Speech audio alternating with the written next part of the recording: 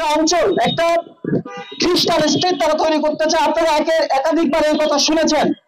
আমরা বলতে চাই, তাদের যে ষড়যন্ত্র, সেই ষড়যন্ত্রের প্রথম প্রথম লক্ষ্য হচ্ছে স্বায়ত্তশাসন আদায় করে নেওয়া। যেই সন্ত্রাসী সংগঠন ইউপিডিএফ প্রকাশ্যে ঘোষণা করে স্বায়ত্তশাসন চায়, এবং যেটা একটা প্রতিষ্ঠিত সন্ত্রাসী সংগঠন, সেই সংগঠনের সাথে বাংলাদেশ সরকারের জাতীয় ঐকমত্য কমিশন কিভাবে বৈঠক করে এবং তাদের রাজনৈতিক স্বীকৃতি দেওয়ার জন্য বৈঠক করে, একই সাথে আগামী 15ই মে আবার বৈঠক করার ঘোষণা দেয়, সেইটা আমাদের বুঝে আসে না। অন্তর্বর্তী সরকারের ঐকমত্য কমিশন এই সন্ত্রাসী সংগঠনের সাথে বৈঠক করার মাধ্যমে তাদের যে নৈতিক দায়বদ্ধতা বাংলাদেশের সার্বভৌমত্বের প্রতি, সেই দায়বদ্ধতা তারা হারিয়ে ফেলেছে। আমরা স্পষ্ট বলতে চাই যে অন্তর্বর্তী সরকারের যেসব কুশীলব যারা পার্বত্য চট্টগ্রামের বিচ্ছিন্নতাবাদীদেরকে সহযোগিতা করছে, বিচ্ছিন্নতাবাদ উস্কে দিচ্ছে, সেই সব কুশীলবদেরকে অতি দ্রুত ঐকমত্য কমিশন থেকে অপসারণ করতে হবে। একই সাথে অন্তর্বর্তী সরকারের অন্যতম একজন কুশীলব হচ্ছে টিআইবির ইফতেখারুজ্জামান, যে প্রতিনিয়ত এই সকল বিচ্ছিন্নতাবাদীদের সহযোগিতা দিয়ে যাচ্ছে। আমরা সরকারকে বলবো অতি দ্রুত এই ইফতেখারুজ্জামানকে বাংলাদেশের অন্তর্বর্তী সরকারের সকল কার্যক্রম থেকে তাকে বহিষ্কার করতে হবে।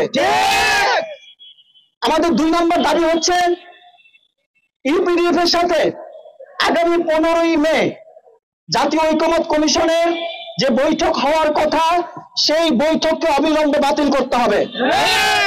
আমাদের 3 নম্বর দাবি হচ্ছে, ইউপিডিএফ একটা ত্রিদেশীয় আন্তর্জাতিক একটা সন্ত্রাসী সংগঠন, যারা বাংলাদেশের স্বাধীনতা সার্বভৌমত্বে বিশ্বাস করে না। খ্রিস্টানাইজেশন প্রোগ্রাম অনতিবিলম্বে বন্ধ করতে হবে। আমাদের 5 নম্বর দাবি হচ্ছে, পাহাড় থেকে চাঁদাবাজ এবং সকল সন্ত্রাসী সংগঠনগুলোর বিরুদ্ধে অন্তর্বর্তী সরকারকে সার্বিক ব্যবস্থা গ্রহণ করতে হবে। প্রিয় সাংবাদিক ভাইরা, এটা ছিল আমাদের ওই গোষ্ঠী আছে যারা বাংলাদেশের স্বাধীনতা সার্বভৌমত্বে বিশ্বাস করে, বাংলাদেশে থাকতে চায়, বাংলাদেশি হয়ে থাকতে চায়। আমাদের কোনো মন্তব্য, আমাদের কোনো আক্রোশ তাদের প্রতি নেই। আমাদের আক্রোশ, আমাদের মন্তব্য, আমাদের ক্ষোভ হচ্ছে পার্বত্য চট্টগ্রামের সন্ত্রাসী সংগঠনগুলোর বিরুদ্ধে।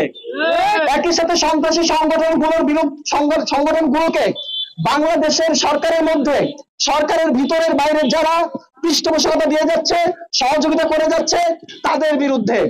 অতএব বাংলাদেশ সরকারকে বলবো যে অতি দ্রুত এই সকল সন্ত্রাসী সংগঠনগুলোর বিরুদ্ধে ব্যবস্থা নিয়ে সন্ত্রাসী কার্যক্রমগুলো বন্ধ করে দিয়ে পাহাড়কে বাঁচান, পাহাড়ের সাধারণ ক্ষুদ্র নৃগোষ্ঠী বাঙালিদেরকে বাঁচান।